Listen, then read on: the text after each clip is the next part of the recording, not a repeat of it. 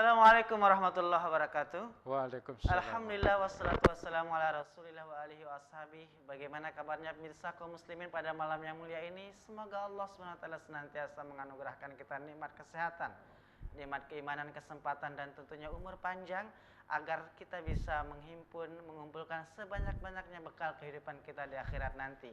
Dan pemirsa, lebih dari itu juga kita berharap agar hari-hari kita senantiasa dipenuhi dengan petunjuk hidayah dan pertolongan Allah Subhanahu wa taala, sehingga tentunya kita bisa menjalani hidup dengan penuh kebahagiaan, sa'idun fid dunya wa sa'idun fil akhirah, bahagia di dunia dan selamat di akhirat kelak. Dan pemirsa, pada malam yang merupakan Sayyidul Ayyam, raja di antara hari-hari dan malam-malam, pada malam yang barakah ini kita kembali mengkaji, menggali dan menyerap sebanyak-banyaknya tausiah serta pencerahan rohani kita agar rohani kita terus tersegarkan, dan dengan itu juga kita bisa jadikan hidup kita penuh manfaat, penuh maslahat juga bagi kehidupan orang lain. Dan satu tema yang akan kita bahas dan akan kita dengarkan diulas nanti oleh Bapak narasumber kita malam ini yang sudah hadir, yaitu tentang puasa dan pemurnian jiwa. Sholat. Mohon maaf, saya ralat, sholat dan pemurnian jiwa. Tentunya kita baru saja usai dari peringatan Isra Mi'raj yang merupakan satu momentum kita mengambil hikmah adanya sholat 5 waktu, dan bagaimana sholat bisa memurnikan jiwa kita, bisa membersihkan rohani kita, dan juga bisa memberikan ketenangan dalam hidup kita, dan juga bagaimana sholat bisa membawa kita kepada kesuksesan derajat yang tinggi di sisi Allah. Untuk itu tentunya pemirsa jangan kemana-mana, pemirsa terus saja dengarkan dan ambil manfaat sebanyak-banyaknya dari ulasan dan bahasan yang nanti akan disampaikan oleh Bapak narasumber kita, Bapak Dr. Tuan Guru Haji Husnan Ahmadi MPD. Dan baiklah pemirsa, kita langsung saja tentunya menanyakan satu hal yang sangat inti pada tema ini, yaitu tentang salat dan pemurnian jiwa. Sebenarnya ini tentu kita tanyakan pemirsa, salat yang tetap, yang setiap waktu 5 kali, bahkan juga kita tambahkan dengan salat sunnah, itu bagi diri kita, bagi jiwa kita apa sebenarnya yang bisa memberikan pengaruh, atau pengaruh apa yang bisa ditimbulkan oleh sholat yang kita kerjakan setiap saat, setiap waktu, dan bahkan kita mulai dia dengan penyucian diri dulu sebelum itu. Nah, tentunya kita dengarkan dan resapi jawaban dari Bapak narasumber kita. Silakan. Baik, terima kasih. Assalamualaikum warahmatullahi wabarakatuh. Waalaikumsalam warahmatullahi wabarakatuh. Alhamdulillahirabbil alamin, wassalatu wassalamu ala Rasulillah wa ala alihi wa sahbihi ajma'in. Amma ba'du. Pemirsa Lombok TV yang saya muliakan, kaum muslimin muslimat yang berbahagia. Alhamdulillah kita masih diberikan kesehatan, keafiatan lahir dan batin, sehingga kita bisa berjumpa melalui layar kaca Lombok TV pada saat sekarang ini. Adalah suatu acara yang terus secara rutin dilaksanakan oleh Lombok TV. Apa yang disampaikan oleh pembawa acara tadi itu adalah sesungguhnya ibadah sholat yang kita lakukan itu tentu itu akan memberikan pengaruh tidak hanya jiwa kita, hati kita, tetapi juga pemikiran, pikiran kita, perasaan kita, keinginan, gerakan kita semua. Itu besar sekali pengaruhnya terhadap ketenangan jiwa. Ibadah sholat itu sesungguhnya adalah ibadah yang langsung berhadapan dengan Allah Subhanahu wa taala, yang dimana kita itu berhubungan komunikasi langsung dengan Allah Subhanahu wa taala, dengan diharapkan ada semacam kehusyuan, ya, fokus menghadap Allah dengan merenungkan tentang kebesaran Allah Subhanahu wa taala. Khusyuk itu Ya arti mudahnya adalah kita fokus menghayati apa yang kita baca dalam ibadah sholat, dari mulai takbiratul ihram sampai kita salam kanan dan kiri. Apa yang kita baca kita hayati, lebih lagi kita cermati makna apa yang kita baca. Pikiran kita juga tunduk kepada kekuasaan Allah, kemahabesaran Allah. Juga gerakan-gerakan yang kita lakukan sesuai dengan kaifiat ibadah sholat. Itu secara komplit bisa kita lakukan, itu akan membuahkan sekali lagi apa yang disebut tadi itu adalah ketenangan jiwa. Oleh karena itu Allah menyatakan allazina yazkurunallaha qiyaman wa qu'udan wa ala junubihim. Ya, jadi mereka yang berdiri, sujud, berbaring, ya, duduk dan lain sebagainya, itu tiada lain adalah dalam rangka merenungkan, menghayati gitu ya, apa yang dia lakukan. Wa yatafakkaruna fi khalqis samawati wal ard. Jadi bertafakkur terhadap semua ciptaan kemahabesaran Allah. Kita sebagai orang muslim, orang yang sholat itu, kalau kita manfaatkan tafakkur itu, merenung apa yang kita lakukan, apa yang kita baca tadi, tentu akan memberikan implikasi efek positif yang luar biasa. Mulut kita mungkin bisa terjaga, mata kita, hidung kita, telinga, gitu. Hati nurani juga kita akan bisa terkendali. Maka fungsi sholat itu kan itu. Inna sholata tanha anil fahsya'i wal munkar. Sungguhnya sholat itu mencegah. Siapa yang dicegah itu? Perbuatan maksiat keji itu terhadap orang yang musallin, orang yang melakukan. Kalau kita tarik kesimpulan, berarti kita melaksanakan ibadah sholat itu sesungguhnya akan memurnikan kembali jiwa-jiwa kita, pikiran yang tadinya pernah tersentuh oleh karena lingkungan, raut kehidupan sekarang ini yang luar biasa, akan membuat orang itu galau, susah, menghadapi gejolak kehidupan eksternal kita. Nah, ini ibadah sholat itu ini, ya. Jadi membuat jiwa kita tenang menghadapi itu.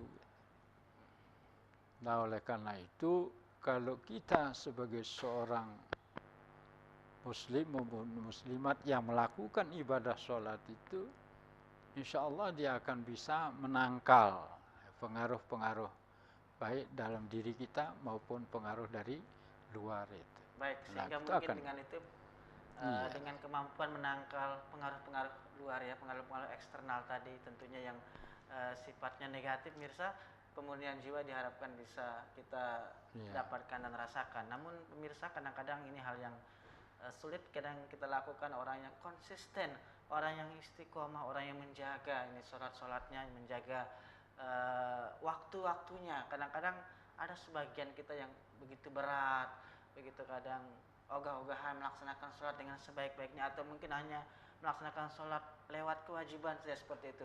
Nah, bagaimana cara kita atau kiat-kiat kita tentunya pemirsa agar sholat yang kita lakukan senantiasa kita jalani dengan istiqomah ini, dengan penuh konsisten dan tentunya terus-menerus pada melaksanakan sholat pada waktu yang sudah ditentukan ini. Ini kadang-kadang sulit bagi sebagian kita pemirsa. Bagaimana tentu kiatnya ini Bapak? Itulah yang antara lain kan sudah tidak merasa berat itulah dilakukan, sehingga orang tidak lalai itu. Allah katakan itu, wa innaha lakabiratun illa 'alal khashiin. Ibadah sholat itu memang berat, ya. Apalagi seseorang yang sibuk gitu. Itu berat mereka itu, kecuali orang yang khusyuk, yang memiliki komitmen keimanannya tinggi. Kalau orang yang sudah punya komitmen keimanannya tinggi, itu biar bagaimanapun sibuknya, dia lepas tinggalkan pekerjaan itu, lalu dia mohon kepada Allah agar supaya apa yang dia lakukan sebagai sebuah karya dalam kehidupannya mulus, berhasil sesuai dengan yang dicita-citakan. Allah katakan wasta'inu bis-sabri was-shalah. Mintalah pertolongan pada Allah dengan penuh kesabaran dan ibadah sholat itu. Jadi di dalam ibadah sholat itu harus kesabaran. Untuk apa? Untuk tercapai hubungan batiniah dengan Allah Subhanahu wa ta'ala. Supaya tumbuh dalam diri seseorang itu ada semacam perilaku, ya, perilaku yang konsisten, istiqomah tadi itu. Ke depan tidak hanya dia sujud ruku di musalla atau masjid atau di syajadah itu, tetapi dia bisa mengembangkan dalam kehidupan itu dengan standar atau dasar-dasar yang kuat. Nah, bagi mereka yang bisa atau mampu, kita semua semacam itu, ada penangkalnya. Apa penangkalnya? Ibadah tadi itu, ibadah sholat. Gitu. Bisa ditangkal. Mengapa demikian? Kadang-kadang kan tidak bisa terjadi seperti yang kita katakan. Banyak buktinya itu. Selesai ibadah sholat, orang melakukan lagi kegiatan-kegiatan yang tidak sesuai dengan norma agama. Mengapa itu? Karena istiqomahnya tidak. Kehusyuan di dalam dia sujud ruku. Tapi kehusyuan di luar, next setelah itu yang tidak ada. Makanya salah seorang mufassir, ya, dalam tafsir itu antara lain dibahas tentang khusyuk itu sesungguhnya yang mana khusyuk itu. Kalau pikiran kita sederhana, ya kita harus fokus, ya, cermat apa yang kita baca, apa yang kita lakukan gerakan itu. Next setelah kita salam itu, ya kita harus komit dengan kehusyuan dalam salat itu. Itu harus, ya. Nah, oleh karena itu zikir itu kan tidak hanya mengucapkan kalimat la ilaha illallah saja. Dia ingat akan aturan-aturan norma yang berlaku, baik di tempat kita kerja maupun di pasar, di sawah, di mana saja. Yang mana dilarang itu kita tidak akan laksanakan. Mana yang diperintah kita lakukan. Itu juga zikrullah, ya. Komitmen zikrullah itu kadang-kadang terputus kita. Saya yakin dan percaya seseorang yang katakanlah perampok gitu, atau pencuri gitu, ya, sederhana. Itu karena dia tidak nyambung gitu loh. Kehusyuan di dalam salat itu sudah terpisah. Karena kepentingan, putus dia. Karena ego, ya. Karena kemampuan fisik, peluang ada, dia lupa itu. Kehusyuan di dalam ibadah sholat tadi itu. Nah, kalau orang yang khusyuk di setelah ibadah sholat, katakanlah itu dia bisa komunikatif dalam dirinya dengan orang lain. Malu orang mencuri, maling itu malu orang. Karena dia sudah tertempa dalam dirinya. Nah, makanya ujung-ujungnya ibadah sholat itu adalah sesungguhnya seseorang kalau sudah melakukan ibadah sholat, mampukah tidak dia mengendalikan dirinya setelah ibadah sholat. Nah, kemampuan pengendalian diri ini sangat dipentingkan dalam kehidupan Kadang-kadang kita. ini ya, kadang-kadang kisah ini yang menjadi satu catatan besar ketika kita kadang tidak mampu mengendalikan diri, padahal banyak di antara kita ini tentunya kita tidak bisa pungkiri pemirsa melakukan sholat ya, mengerjakan sholat setiap hari setiap waktu, tapi kadang-kadang ada satu hal yang sulit kita lakukan, tidak bisa mengendalikan nafsu, tidak bisa mengendalikan amarah, tidak bisa mengendalikan gejolak jiwa yang kadang-kadang menimbulkan banyak kemungkaran, perbuatan-perbuatan keji. Nah, sebenarnya pemurnian jiwa itu sendiri sangat-sangat membutuhkan sholat seperti apa sehingga kita bisa nikmati ibadah sholat, dan juga yang terpenting bisa kita amalkan, kita bisa sinkronkan dengan perilaku kita, tidak terputus tadi ini Pak Guru. Kalau terputus kan kayak bukan sia-sia mungkin kita sholat, tapi mungkin maknanya yang sangat kurang bernilai. Baik, namun untuk menyampaikan jawabannya pemirsa, kita akan tunggu jawaban bagaimana cara kita bisa menikmati ibadah sholat, melaksanakannya dengan sebaik-baiknya agar tentunya bisa sinkron nilai-nilai sholat yang diajarkan dengan amaliyah kita sehari. Setelah yang satu ini kita akan kembali.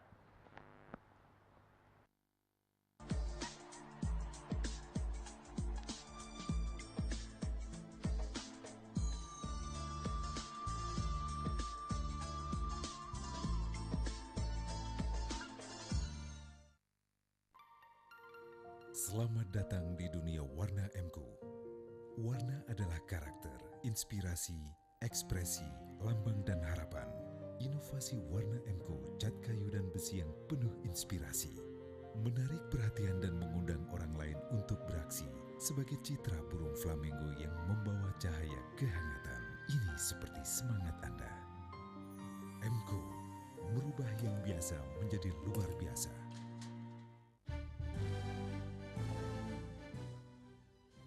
Bismillahirrahmanirrahim. Assalamualaikum warahmatullahi wabarakatuh.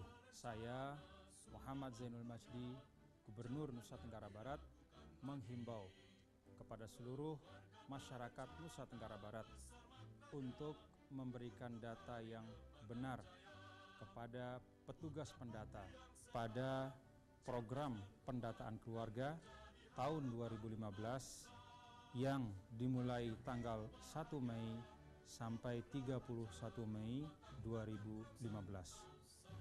Dengan program pendataan keluarga ini, mari bersama kita wujudkan data keluarga by name, by address untuk kepentingan perencanaan dan pelaksanaan program berbasis keluarga serta program-program pembangunan lainnya di seluruh tingkatan wilayah. Mari sukseskan program pendataan keluarga 2015. Terima kasih. Assalamualaikum warahmatullahi wabarakatuh.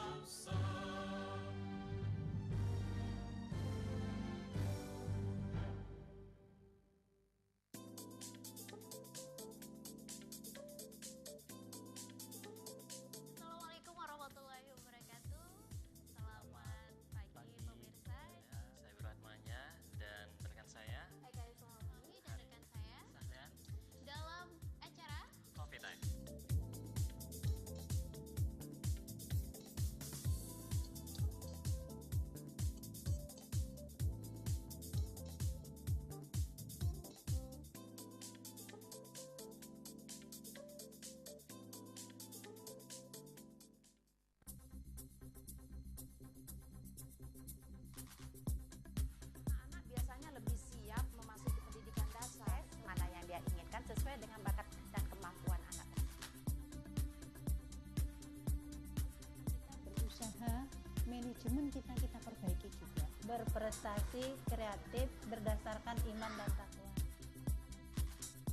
Siswa, guru maupun sekolah ini akan kita bawa sebagai agen perubahan yang terdepan dalam kualitas dan inovasi, yaitu kami selalu menjadi yang pertama. Yang kita akan capai dalam nilai anak-anak, harapannya lebih tinggi. Ya, sekolahnya bisa berkembang lebih baik lagi, lebih bagus lagi. Pemirsa, itu tadi liputan pada Dunia Sekolah edisi hari ini. Tetap saksikan Dunia Sekolah pada hari dan jam yang sama.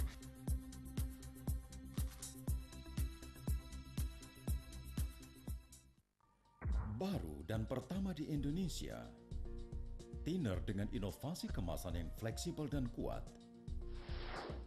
Tidak mudah tumpah, tidak mudah menguap. Lebih praktis dan hemat. Dengan takaran pasti pas 1 liter. Thinner Emco terbaik untuk cat kayu dan besi, cepat kering dan menjaga keindahan warna. Thinner Emco, persembahan dari Emco.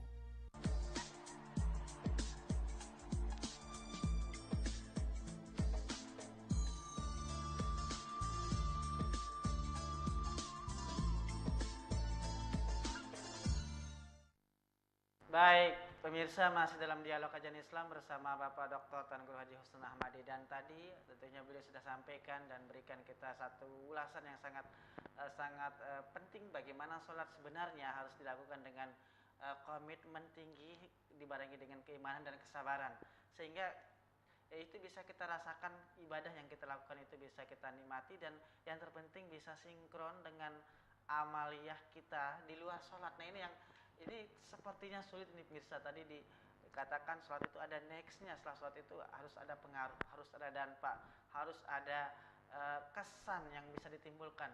Nah, tadi untuk membangun kesan dan melaksanakan sholat yang penuh penghayatan sehingga juga bisa kita hayati nilai-nilainya ini, yang kadang-kadang masing-masing orang kan berbeda-beda ini dalam pikiran, dalam perasaan, dalam melakukan ibadah sholat itu sendiri, Bapak. Ya, itu memang begitu jiwa manusia kan, hati manusia bolak-balik itu. Makanya kalbun itu kan bisa positif, bisa negatif, oleh karena banyak pengaruh gitu ya. Pengaruh dari luar kita, pengaruh dari dalam kita gitu. Ibadah sholat dia ada semacam riya itu dalam diri kan sudah rusak, kehusuan sudah hilang. Apalagi naiknya setelah itu. Maka itu kan akan berpengaruh. Maka ibadah sholat itu sungguhnya kalau dilaksanakan secara betul gitu loh, maka pengaruh-pengaruh yang datang dari luar bisa kita tangkal model tadi itu gitu loh. Oh, ini tidak boleh, tidak usah, kita baru selesai sholat gitu ya. Nah, coba hati manusia kan bolak-balik ini. Itulah fungsinya kita banyak membaca zikrullah. Itu fungsinya kita banyak istighfar kepada Allah. Namanya manusia bisa-bisa khilaf, salah itu bisa jadi kan. Itulah Rasulullah mengajarkan kita itu. Pakailah kalimat-kalimat yang simpel tetapi betul-betul punya pengaruh, bisa penangkal. Istighfar itu kan ya ucapan kita dengan astaghfirullah. Hati kita juga harus istighfar. Pikiran kita juga begitu. Jadi sebuah sistem, kalau kita bicara boleh begitu itu. Sistem tak bisa antara lisan kepala kita juga pikiran kita dan hati itu harus gitu. Tiga-tiganya sinkron. Ya. Jangan hanya di lidah tetapi hati kita berpikir kemana. Nah, mungkin ini satu hal yang sangat sulit ini, Pak, menata hati. Kadang-kadang pas kita sebelum sholat sudah kita siap, sudah tenang, pas masuk takbir mulai sholat melakukan rukun-rukun syarat-syarat sholat, lalu timbul banyak pikiran-pikiran dan hati kadang berpikir yang lain ataupun entah melayang kemana-mana. Nah, untuk tentunya fokus tadi kembali ke khusyuk itu yang kayaknya ada kiat-kiat khusus pemirsa ya, kiat-kiat khusus yang kita harus lakukan ini. Ya, yang sementara kita bisa lakukan gitu ya, antara lain posisi kita sholat ya, tempat kita sholat jangan ada semacam gambar di depan kita, itu kadang-kadang mengalihkan kefokusan kita, tafakur kita. Lalu yang kedua yang perlu kita usahakan adalah kita paling tidak menghayati bacaan itu antara lain untuk ya. Jadi bacaan betul-betul diperhatikan, lalu gerakan-gerakan kita juga supaya diperhatikan gitu. Nah, ini jalan-jalan yang begini ini maka insya Allah itu akan bisa mengurangi kekurangan khusyuan kita tadi dengan cara yang semacam itu. Dan juga itu tidak bisa serta-merta, harus memang dilatih. Di mana dilatih? Kalau di masjid, di musola ya tidak ada masalah, kita fokus, misalnya tidak ada gambar besi, ya. Tapi gerakan kita sholat setelah ibadah, sholat itu di kehidupan kita, ya harus dilatih, ya gitu.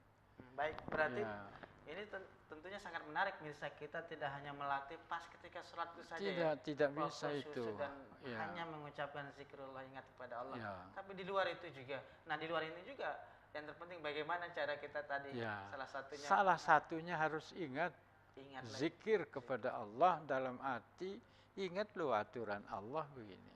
Ya, selesai sholat misalnya, jamaah-jamaah ini jual beli di pasar, ketika kita memberikan orang jual beli itu harus sesuai dengan persyaratan orang jual beli, lalu kita harus jujur. Itu kan buah dari ibadah sholat itu. Ketika kita berbicara pun juga demikian, kita mengingat hal-hal, mengurangi kelemahan-kelemahan kita, pengaruh dari luar itu kita kurangi gitu. Tapi itu perlu dibiasakan. Ya kan gitu. Nah, bagaimana kita mengucapkan subhanallah, subhana rabbiyal azimi, subhana rabbiyal a'la. Ya kan? Kita memuji Allah, Maha Suci, Allah yang Maha Tinggi. Lah, kenapa ini tidak bisa kita praktikkan nanti dalam kehidupan kita bersama orang lain? Artinya apa? Terhadap orang lain, hanya yang membedakan itu adalah keimanan, ketakwaan kita. Sama doang. Sama. Iya kan, sama kan? Tidak ada beda antara gubernur, bupati, wali kota, presiden. Tidak, sama kita. Di sisi penilaian, di sisi Allah. Kecuali keimanan dan ketakwaan. Karena itu bagi orang musallin itu, jangankan terhadap orang yang lebih karena derajat, karena kepangkatan, karena jabatan sebagai seorang pemimpin, terhadap orang lain juga kita harus. Bagaimana kita berbicara dengan sungguh-sungguh, tidak membuat menyakiti orang lain, kan? Harus lembut, lain terhadap orang. Kita praktikkan bersama-sama gitu. Baik. Ya. Artinya juga sholat akan memberikan satu dampak ketenangan bagi orang lain kita juga menghadapi masalah, karena kita sudah mohon kepada Allah. Kami menghadapi saat sekarang ini begini, kami mohon pertolongan-Mu ya Allah. Kita yakin, jangan setengah yakin. Kita harus yakin Allah akan membantu dan menolong kita gitu. Kalau benar-benar ini kan gitu. Jadi orientasinya sesungguhnya sekali lagi seperti yang kembali kepada tema tadi, bagaimana kita rajut ya serpihan-serpihan dalam jiwa kita karena benturan-benturan dengan kehidupan tadi, kembali kita ya menjadi tadinya lupa, ingat kembali. Jangan kita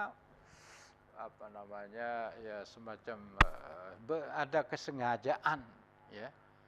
Ada kesengajaan, kita sudah tahu ada larangan, kenapa harus kita langgar? Apalagi ya, itu gitu. Yang melakukannya, mohon maaf mirsa, kadang yang kita baca, yang kita lakukan dengan nuansa zikrullah, kebaikan-kebaikan, kadang-kadang di luarnya langsung serta-merta kita melanggarnya seperti itu. Itulah. Bahkan mungkin ada orang yang paham juga tentang hal itu, kadang nah juga itulah tidak, harus dapat dikembangkan makna daripada fawailul lil musallin allazina hum an salatihim sahun. Neraka wail bagi orang yang melakukan ibadah salat tetapi salatnya lalai. Lalai. Nah, sekarang ini kriteria lalai. Apa makna lalai di sini? Itu apa? Orang yang suka malas-malasan. Tidak hanya sekedar lalai dengan malas menunggu waktu. Allah berikan kita waktu zuhur itu setelah tergelincir matahari, kan gitu. Lalu sampai waktu melebihi daripada naungan atau gambar orang atau sinar matahari itu melebihi dah. Katakanlah jam 3:30 atau jam 4:4 katakanlah asar. Itu waktu ya, ada yang waktu utama, ada yang waktu pertengahan, ada yang akhir. Tapi waktu yang pertama itu kan paling bagus kita. Supaya apa? Mengantisipasi jangan-jangan kita lalai nanti lupa kita. Habis waktunya, ya kan? Itu satu. Lalai di sini juga berarti kemampuan kita menyerap makna ibadah sholat yang kita lakukan dalam ibadah sholat itu bisa tidak kita terapkan dalam kehidupan kita. Kalau orang tidak bisa menerapkan, tidak ada terjadi perubahan dalam diri kita dari tidak bagus menjadi bagus, baik gitu.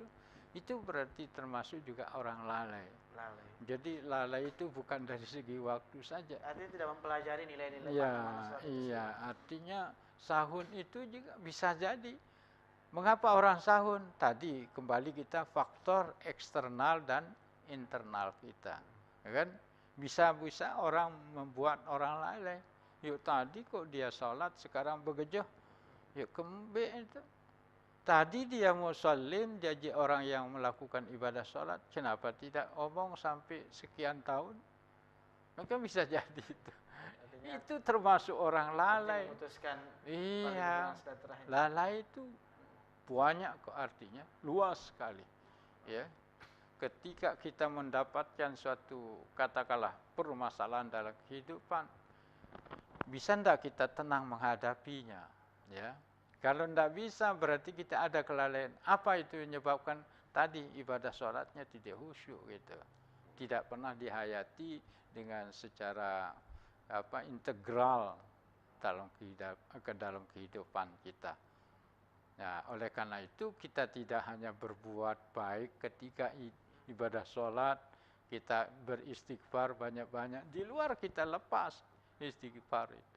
Jadi nyambung ketika kita ada di dalam masjid atau di atas sejadah, tetapi setelah itu kita bisa memisahkan diri kita dengan Allah Subhanahu wa Ta'ala, kan begitu.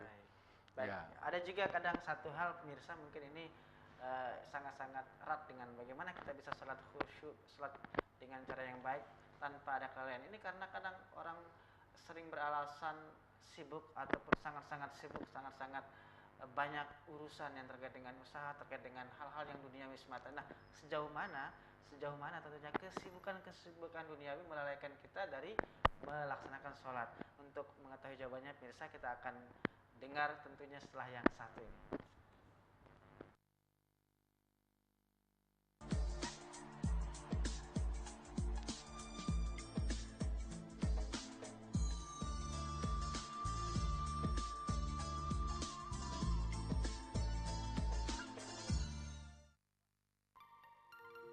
Selamat datang di dunia Warna MKU. Warna adalah karakter, inspirasi, ekspresi, lambang dan harapan.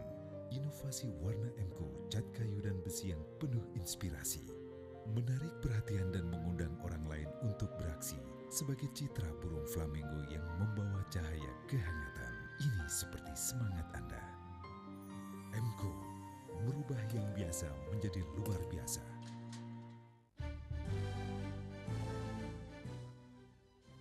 Bismillahirrahmanirrahim. Assalamualaikum warahmatullahi wabarakatuh. Saya Muhammad Zainul Majdi, Gubernur Nusa Tenggara Barat, menghimbau kepada seluruh masyarakat Nusa Tenggara Barat untuk memberikan data yang benar kepada petugas pendata pada program pendataan keluarga tahun 2015 yang dimulai tanggal 1 Mei sampai 31 Mei 2015. Dengan program pendataan keluarga ini, mari bersama kita wujudkan data keluarga by name, by address untuk kepentingan perencanaan dan pelaksanaan program berbasis keluarga serta program-program pembangunan lainnya di seluruh tingkatan wilayah. Mari sukseskan program pendataan keluarga 2015. Terima kasih. Assalamualaikum warahmatullahi wabarakatuh.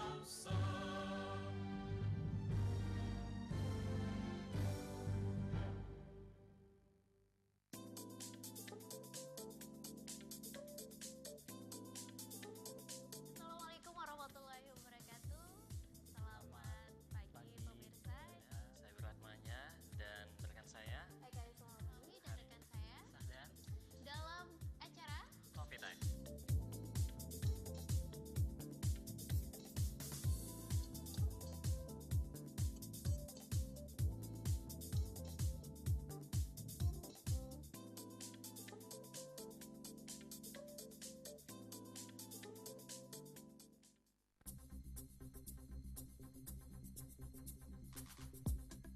Anak biasanya lebih siap memasuki pendidikan dasar, mana yang dia inginkan sesuai dengan bakat dan kemampuan anak. Kita berusaha, manajemen kita perbaiki juga. Berprestasi, kreatif, berdasarkan iman dan takwa.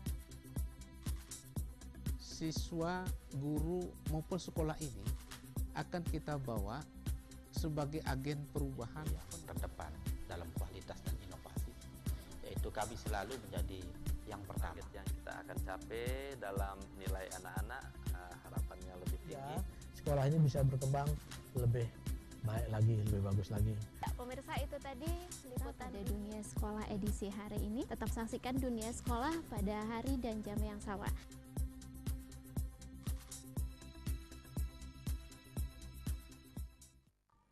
Baru dan pertama di Indonesia, thinner dengan inovasi kemasan yang fleksibel dan kuat. Tidak mudah tumpah, tidak mudah menguap, lebih praktis dan hemat. Dengan takaran pasti pas 1 liter. Thinner Emco terbaik untuk cat kayu dan besi, cepat kering dan menjaga keindahan warna. Thinner Emco, persembahan dari Emco.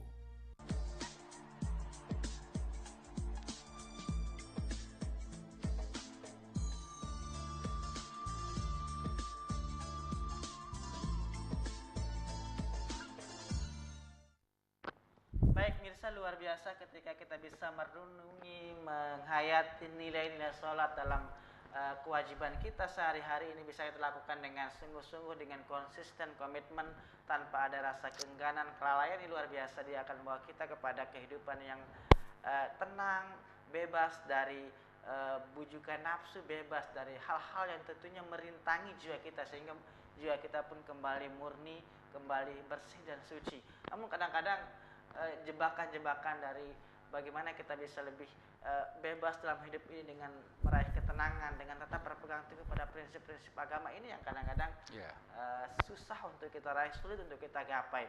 Nah, tentunya banyak hal yang menghalangi kita agar kita bisa memurnikan jiwa kita dengan sholat ini. Terutama tadi setelah ibadah sholat itu, kelalaian kita adalah untuk merenungi apa yang sudah kita lakukan dalam sholat itu. Saya kira begini, kita coba mari belajar kepada burung itu. Burung yang bebas terbang kemana saja dia. Ke timur, ke barat, ke utara, selatan. Tidak ada yang memprogramkan dia. Tidak ada yang memerintah. Dia maunya sendiri, mau terbang kemana saja. Itu kan merdeka dia. Tapi kalau sudah burung, udah berada di dalam sangkar yang dibuat oleh manusia itu, biar burung itu mahal sekali harganya, ratusan juta misalnya, tetapi dia tidak bebas. Dia dikendalikan oleh yang punya tuannya gitu. Tapi lain dengan burung yang bebas itu tidak dalam sangkar. Dengan alam. Nah, manusia juga begitu. Jangan sampai kita terjebak dalam sangkar emas yang membuat kita lalai. Ya gitu, yang membuat kita galau dalam kehidupan. Tentunya pemirsa, seperti apa sangkar emas itu dunia ini, dunia. Contoh, akik kan sekarang ini. La ilaha illallah, luar biasa sekarang gaungnya akik itu.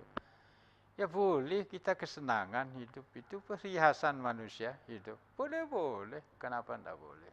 Tapi jangan jadikan akik itu menjadi Tuhan.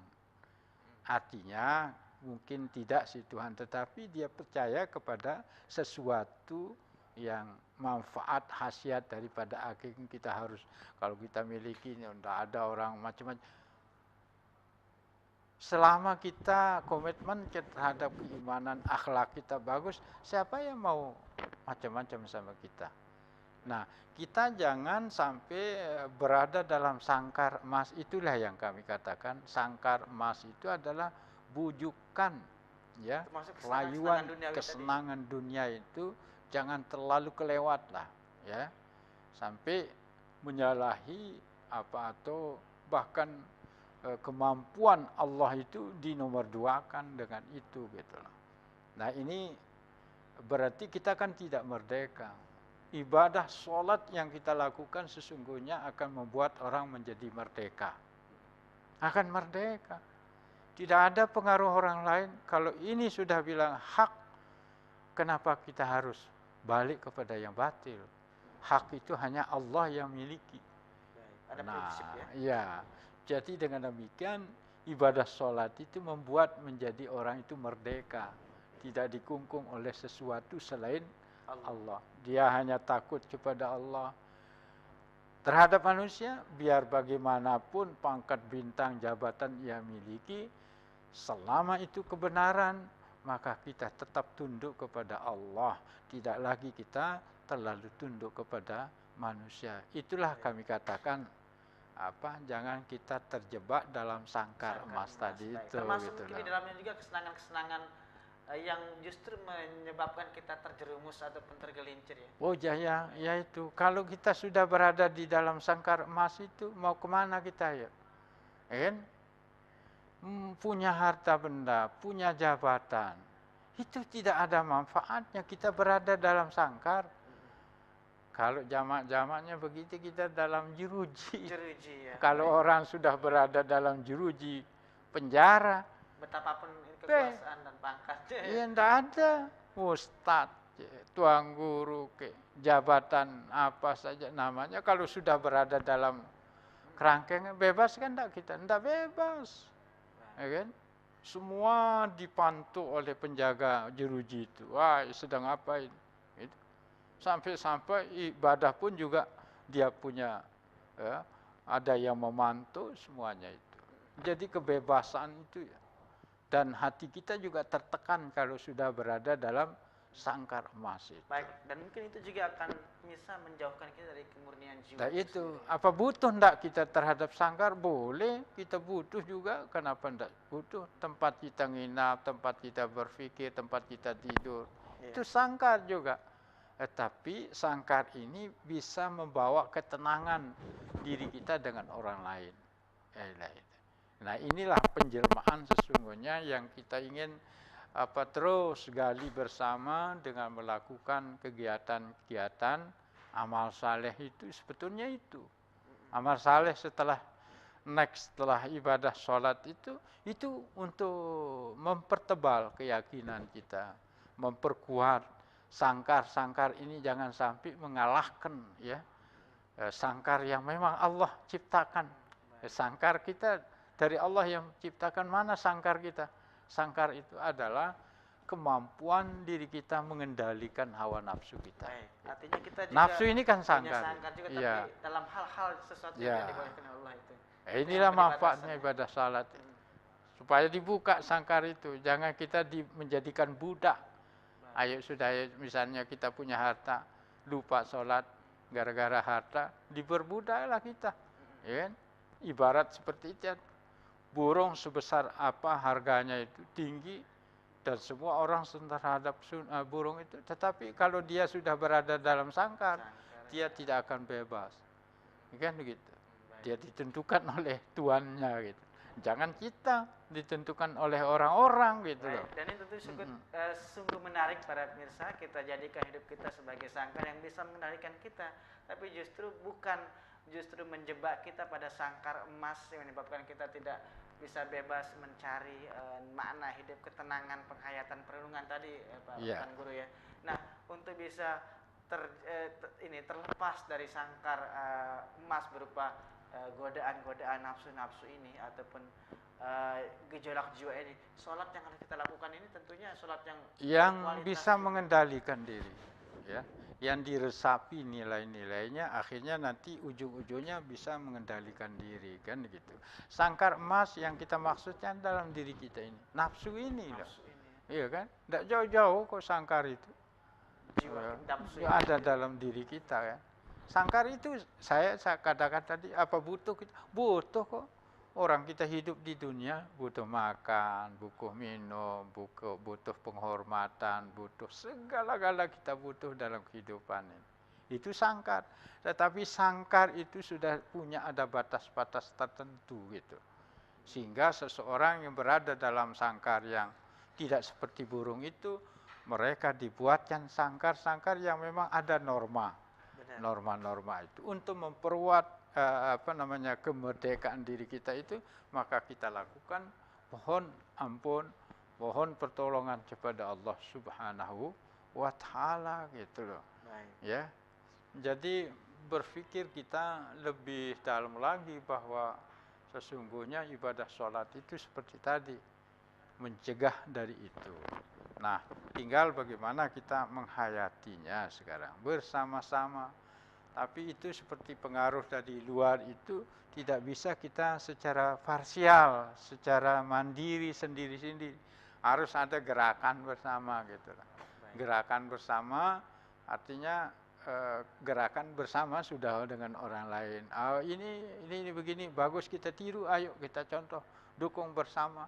Itu kan yang sudah bisa berhasil ibadah sholatnya itu.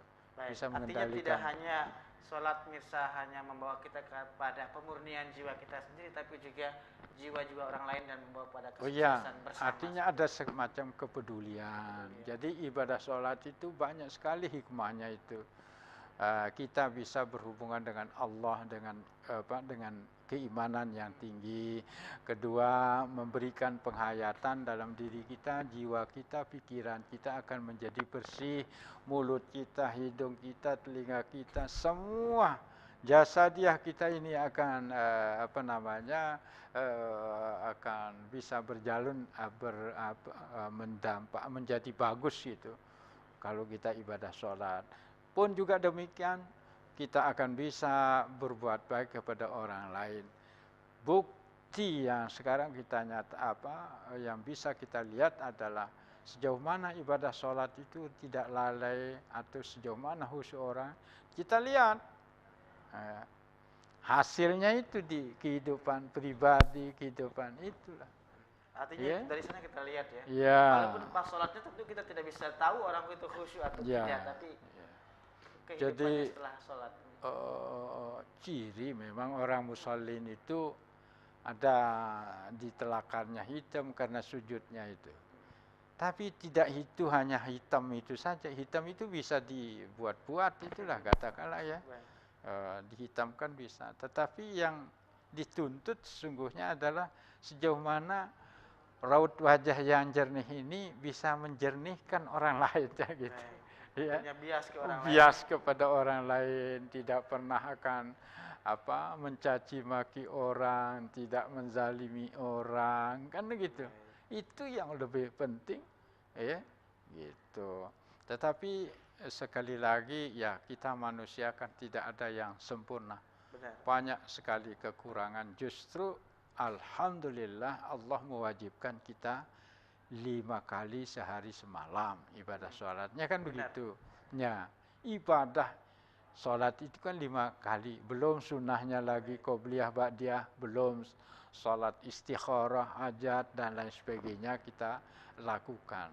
Ibarat kata Rasulullah Shallallahu Alaihi Wasallam, andai kata di depan rumah kita ada sungai yang mengalir airnya jernih, lalu setiap kali kita turun dari rumah keluar kita mandi, apa kita tidak bersih? Nah, sampai begitu kan. Artinya kalau kita lakukan ibadah sholat, yakin kita lambat laun akan menjadi sempurna, akan menjadi bagus itu. Baik, tentunya tidak hanya menunggu saat ini kapan hatinya bisa tenang lalu melakukan sholat ya, tapi saat kapan waktu itu memanggil kita, di sana kita melakukan sholat. Ketika senang lebih-lebih, kan itu. Susah, jangan waktu susah saja mau sholat gitu. Karena bahkan sebaliknya Kang Gurin, karena susah, karena banyak pikiran, banyak kesibukan, karena ogahlah sholat seperti nah itulah yang belum bisa mengendalikan nafsunya. Kan nafsu semua itu lagi-lagi terjebak tadi. Iya, terjebak kita dalam sangkar emas tadi itu. Ya, butuh ndak itu namanya makan, bekerja itu? Oh butuh. Itu kebutuhan primer kita. Benar. Gimana bisa kita nafkahi keluarga, diri kita kalau ndak kerja kan gitu. Tapi kerja itu ada waktunya. Saatnya kita ibadah sholat, kita tinggalkan itu semua. Mari kita lakukan ibadah sholat. Bahkan akan lebih menyempurnakan lagi kegiatan apa yang kita lakukan. Gitu. Dan tentunya kita berharap mirsa semua kaum muslimin hikmah Isra Mi'raj yang sudah usai pada bulan Rajab kemarin, kita bisa meningkatkan kualitas ibadah salat kita sehingga jiwa kita akan terus semakin bersih, dimurnikan kembali, diperbaharui kembali, dan itu menjadi awal semangat kita untuk menuju keselamatan, kebahagiaan, dan tentunya kesejahteraan. Tentunya kita juga akan terus melatih diri kita untuk melakukan sholat yang terbaik sehingga bisa memberikan satu radiasi ataupun efek yang baik juga bagi lingkungan kita. Dan kita bisa merdeka. Dan kita yang terpenting juga bisa merdeka, bebas, lepas, tidak terjebak ke sangkar emas yang kelihatannya juga enak, indah, menyenangkan, tapi kita tetap dalam satu kurungan atau dalam satu kita sangkar. diperbudak dalam sangkar. Baik, terima kasih tentunya Bapak Tanggur sudah memberikan satu pencerahan kita bagaimana kita memaknai kembali nilai sholat kita, dan semoga tentunya kita bisa amalkan apa yang telah kita dengarkan. Demikian, wassalamualaikum warahmatullahi wabarakatuh. Waalaikumsalam warahmatullahi wabarakatuh.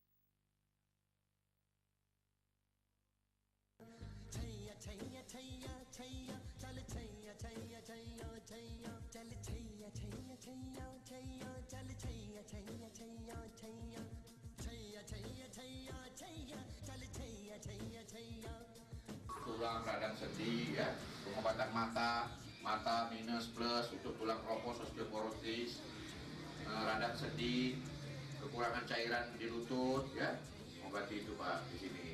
Saya min 7, tapi sudah berobat kemana-mana, tidak bisa sembuh. Setelah berobat di klinik Mata Agra selama 15 hari, saya sembuh total. Dulu mata saya silinder, setelah berobat di klinik Mata Agra, sekarang sudah sembuh total. Saya datang ke klinik Agra, setelah 20 hari mata saya katarak sembuh total. Silakan datang ke alamat saya, Jalan Sandubaya nomor 45, depan Kelurahan Betani. Selamat datang di dunia Warna MQ. Warna adalah karakter, inspirasi, ekspresi, lambang dan harapan. Inovasi Warna MQ cat kayu dan besi yang penuh inspirasi, menarik perhatian dan mengundang orang lain untuk beraksi sebagai citra burung flamingo yang membawa cahaya kehangatan. Ini seperti semangat Anda. MQ merubah yang biasa menjadi luar biasa.